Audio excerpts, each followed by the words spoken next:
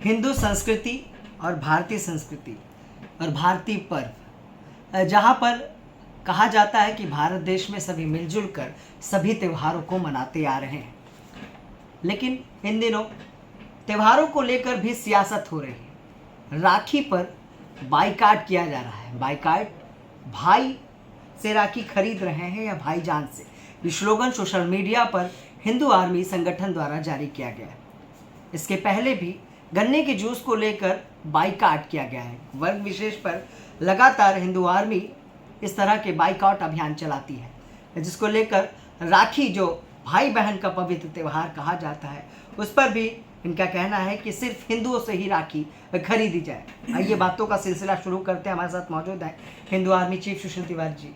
सुशील तिवारी जी, राखी पर भी बाइकाट, गन्ने के जूस पर भी बाइकाट, आखिर अगर कोई पेट भरने के लिए अगर किसी रोजगार का सहारा ले रहा है तो क्या बुरा है? देखिए, दिल्ली के अंदर कांवड़ियों के ऊपर मीट के टुकड़े फेंके गए जी, ठीक है। कांवड़ियों को धर्मभ्रष्ट करने के लिए मीट के टुकड़े फेंके गए। फेंकने वाले वही हैं, भाईजान, जिनको आप भाईजान कहते हैं। ठीक वही भाईजान है जो अपनी बहन से विवाह कर लेते हैं। लेकिन सुशील जी, ये भी तो हो सकता है कि उसमें कुछ सियासतदार लोगों का हाथ हो जिन्होंने वो टुकड़े फेंकवाए हों। मेरी बात आप समझिए जी।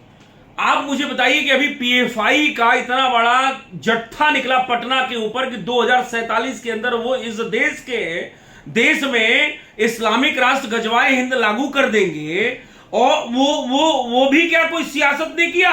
प्रॉपर उसमें पीएफआई का इन्वॉल्वमेंट, पूरा विदेशी फंडिंग, सारा कुछ मिला है। मैं कह रहा हूं क्या, भारत की संवैधानिक संस्थाएं जो एडमिनिस्ट्रेटिव और जुडिशरी बनी है वो कह रही हैं, और हर आतंकवादी कट्टरपंथी नहीं होता। ये बताइए, आज तक एक नाम बता दीजिए जो इनके कट्टरपंथियों के समाज से न निकला हो।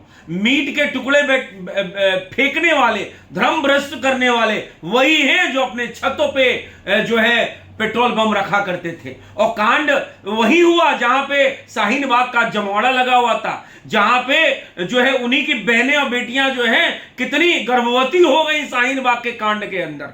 तो देखिए, रक्षाबंधन हो, होली हो, दिवाली हो, हम हिंदुओं से सामान खरीदें, इस बात के लिए भाई देखिए, हम किसी का विरोध करें ना करें, हमें हिंदू को सशक्त बनाए, इस बात के लिए हिंदू आर्मी अगर अभियान चला रही है तो इसमें किसी को दर्द क्या है? ठीक। दूसरी बात, जो अपनी बहन से शादी कर लेता है, नहीं, जो अपनी बहन से शादी कर लेता है वो बहन का प्रेम क्या जाने? प्रेम को प्यार में परिभाषित कर लव जिहाद को जो है एक लव जिहाद करके और उस बहन को ही औरत मौत के घाट उतारने वाला वो भाईजान से राखी क्यों मेरी बहन खरीदे? हमें तो उनका बाइकआउट ही करना चाहिए। हमें हिंदुओं से खरीदारी करनी चाहिए। हमारा जो भी त्योहार होगा, जो रक्षा सूत्र मिलेगा, वो शुद्धता का प्रमाणिक होगा। अच्छा सुशील जी, एक बात, जब से बीजेपी की सरकार भारत में आई और उत्तर प्रदेश में आई, तब से ये आरोप लगे कि हिंदू मुस्लिम की सियासत ज्यादा होने लगी। इससे पहले इस तरह के विवाद नहीं हो रहे थे। नहीं, ये आपका कहना गलत है जी।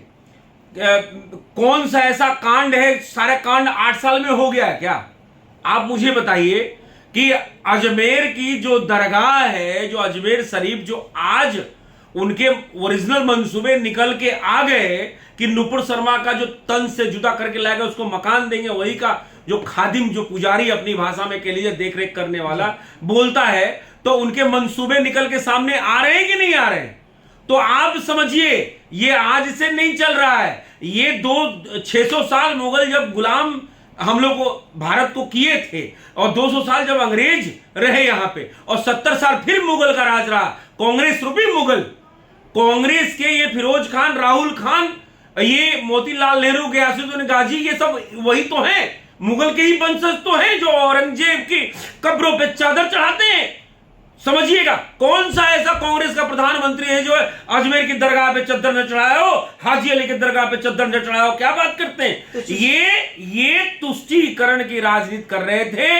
बात समझिएगा, और हिंदुओं का, राष्ट्र का, जो यहाँ के मूल निवासी हैं उनका पतन कर रहे थे। बस सच ये है कि राष्ट्रवादी सरकार है, राष्ट्रवादी लोगों को बोलने के लिए स्वतंत्रता मिल गई है, क्योंकि पहले बोलने की आजादी उनकी थी कि भारत तेरे टुकड़े होंगे, और आगे आप समझ रहे हैं क्या बोलते थे वो। ठीक, उनके सीने में क्यों नहीं तिरंगा गाड़ दिए उसी कांग्रेस गवर्नमेंट ने?